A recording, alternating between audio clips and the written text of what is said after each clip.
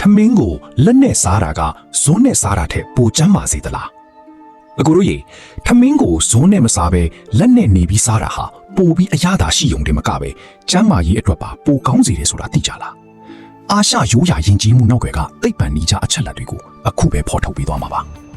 အစာချေစနစ်ကိုကူညီပေးခြင်း digestion ပထမဆုံးအချက်ကတော့အစာချေစနစ်ကိုမြင့်တင်ပေးတာပါကျွန်တော်တို့လက်ချောင်းဒီနဲ့အစာကိုထိတွေ့လိုက်တဲ့အခါမှာအုံနောက်စီကိုအချက်ပြလိုင်းတွေရောက်သွားပြီးအစာအိမ်ကနေအစာချေ enzymes တွေကိုအလိုအလျောက်ပုံမှုထုတ်လုပ်ပေးပါတယ်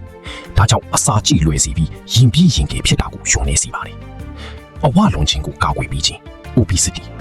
ဒုတိယအချက်ကတော့အဝလွန်တာကိုကာကွယ်ပေးပါတယ်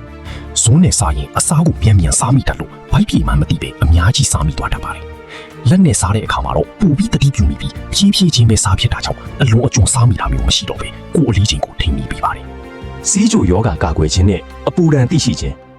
နောက်ပြီးဖြည်းဖြည်းချင်းစားခြင်းကစီးချိုယောဂ type 2 diabetes ဖြစ်နိုင်ခြေကိုရောကြစေတယ်လို့သိပ္ပံနည်းကြလေ့လာမှုတွေကဆိုပါတယ်ဒါအပြင်လက်နဲ့ကင်စားတဲ့အတွက်အစားအစာကဘလောက်အထိပူနေလဲဆိုတာကိုနှုတ်ခမ်းနဲ့ရှာမလောင်ခင်လက်ကနေကြိုတင်သိရှိနိုင်လို့အန္တရာယ်ကင်းစေပါတယ်ဒါကြောင့်ထမင်းကိုလက်နဲ့စားတာဟာရှေးရိုးရာအယူအဆတွေမဟုတ်ဘဲကျန်းမာရေးအတွက်တကယ်ကိုအထောက်အကူပြုတဲ့နည်းလမ်းကောင်းတစ်ခုဖြစ်ပါတယ်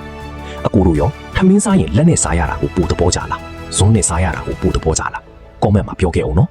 ဘဝတုဒ္ဒအသစ်တွေအမြဲတည်ဖို့ကိုတက် knowledge ကို follow လုပ်ထားအောင်ဗျ